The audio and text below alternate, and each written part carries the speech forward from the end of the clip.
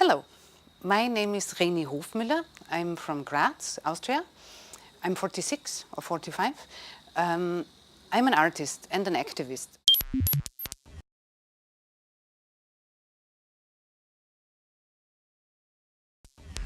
Now, thinking about all these frames and the conditions of work and the conditions of living, one interesting thing for me has also always been, I don't work alone. I mean, sometimes I work as a solo artist, but in general, I work in teams and I work together with different people.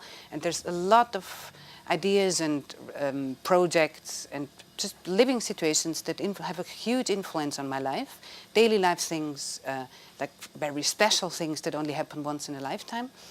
And to understand actually what's really going on there, it has, for me, always been really interesting to work together with people who are very similar to how I do things and realize things, but it's also really interesting to be together with people who have different approaches, who have different knowledges, and then to see where are the overlapping fields, where is the, if you could call it the common ground, or maybe even where are the big contradictions, where the communication stops. And for me, synergies are these moments where the bringing together of different approaches actually really leads to something else that I could not come up alone and this other person could not come up alone, or these groups of people. It doesn't matter, that can also work in bigger groups or like huge groups even. And when there's something happens that can only happen because of the constellation of this conglomerate, let's say, then that's what I would call synergy.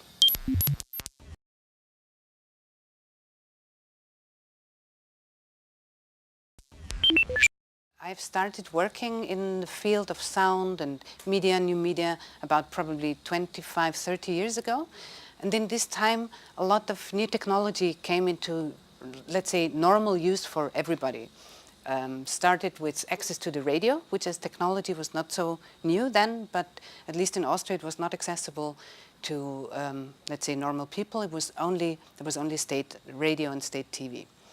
At that time also, and we're talking about beginning and mid of the 90s, the internet became really strong and visible because of the graphical user interface, which then now is known as the World Wide Web.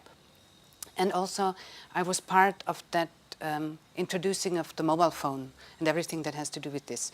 So I know from personal experience how all these technologies have had a huge influence on all,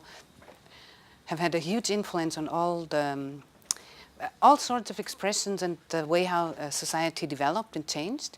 And this has always been also interesting for me to see what it actually does and when and how people, like individuals, but also groups of people, have the chance to interfere, like the construction zone outside, but maybe also more willingly and politically seeing what people, what humans, what collectives, individuals actually want to do.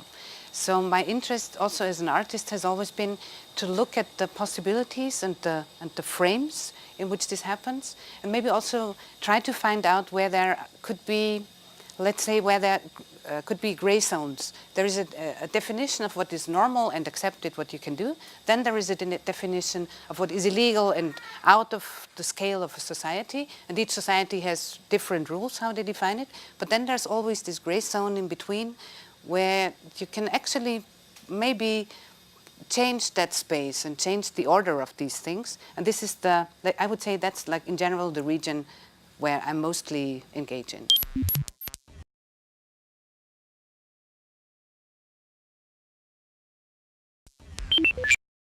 I would say the synergetic situations I have been in, or I am in mostly, are fields of knowledge transfer, for example. I am expert in certain things and everybody is expert in certain things. And sometimes it is really hard to translate and to bridge that information to other people who are not involved. And the difficult thing is to find out where the ones that I'm addressing these ideas to, where they are, what they understand, how they can relate to it, what experiences they have had already in their lives. So to understand what type of communication is actually necessary to make that possible.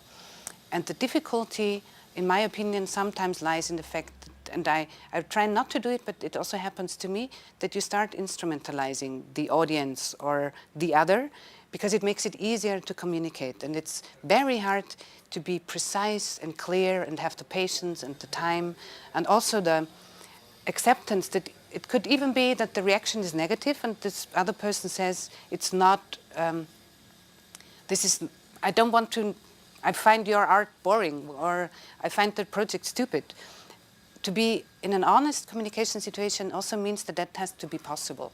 And I find that really difficult when I'm in working processes with people who have totally different working experiences, where they might be used much more to a hierarchic system or where they might be used to systems where you must not fail. Yeah? Failure is like death. And it's so scary that you cannot look there. And even if something failed, you will just start again, or you will just put it aside and not think about it anymore. Whereas my approach is, if something doesn't work or didn't work, it's as interesting as if it works.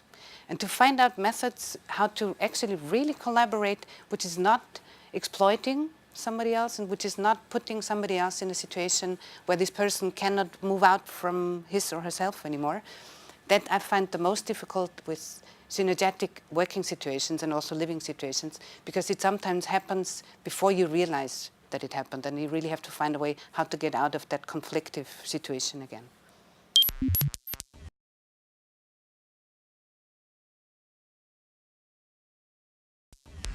Okay, so my dream, well, there's various layers in this dream utopia. One is that the fear to talk about the things that we do not know, that we do not understand, that the fear can be dissolved. That it's neither stupid nor dangerous nor whatever else you might put there to not know things. I think the only thing that can be really dangerous is that people, by being scared, look away and don't want to understand what's actually happening.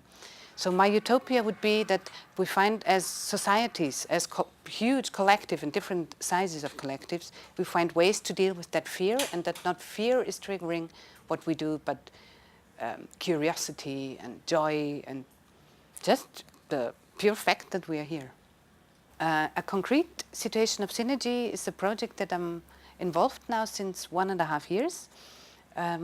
There I've worked together with about 25 to 30 people, and the project is a satellite. It's a small satellite. It's really not going to be bigger than that. It has to be really small. It has to be really light. It probably is going to fly next year, which is 2012 in March, but there has been the postponing of the launch date since December 2010. So it's really very hard to know when this is actually happening. Now the thing with the satellite is that on the one, there's a combination of people working at this project who have really, really, really different knowledges and experiences. There are some people who would really define themselves as technicians. They are used to, they work in technical companies or at the universities, and they're used to a very strict rule and order of things. So it is like first A, then B, then C, then D, and then it has to be finished at a certain time, and that's it. And there has to be somebody who is controlling it and kind of coaching to see if they're really doing what they do, what they should do. And if this does not happen, they do not have any tools, any possibilities to improvise or to find another method, or maybe to say, look, I have a problem here, I don't understand how I can solve that, maybe you have an idea. Now, when we started with the project about 1.5 years ago, that was really strong. It is becoming a little bit better now inside of, let's say, the technical group of people, but most of them still do not understand that also people who have not the technical background can also bring in other ideas, other approaches, maybe just by asking questions, you know, because sometimes the question actually points out where another salida, another way out could be. And that I find really challenging, because it means that we all, and the same goes in the other way around, there are some artists involved, so it's basically technicians who are, some of them are also scientists, informatics and mathematics, and artists who are also technicians, at least partly.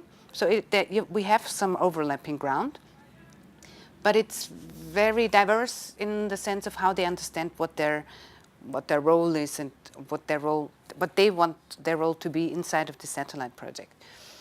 And in the last year, I find that we have become a little bit better in understanding how these different systems actually work and how they present themselves in daily life. Do you have the control over your time during the day? Can you come for a meeting spontaneously? Do you have the equipment to actually really build platina, like the basic electronic thing that we need for the satellite? So there's a lot of challenges, and I think all of us, we are on the edge of what we actually are capable of doing. And it's not so much what we trust ourselves that we can do, but it's really that sometimes it gets too big, and to find the good balance in talking then about that and finding a way out again, of that can be that I talk not with an artist, but I talk with a technician, because they have different things that they're thinking about mainly, and that also goes the other way around. So now, since 1.5 years working, there is some trust building, but I feel like it needs 5 years or longer until this can become a normal situation. And I am a little bit scared that this could be something that we really have to do on an individual level. The way how people are branded and are kind of brainwashed by the way how society works at the moment, by how education system works at the moment, is so hierarchy-based that it's very hard to overcome these systems and these automatic attitudes that seemingly a lot of us really have built in.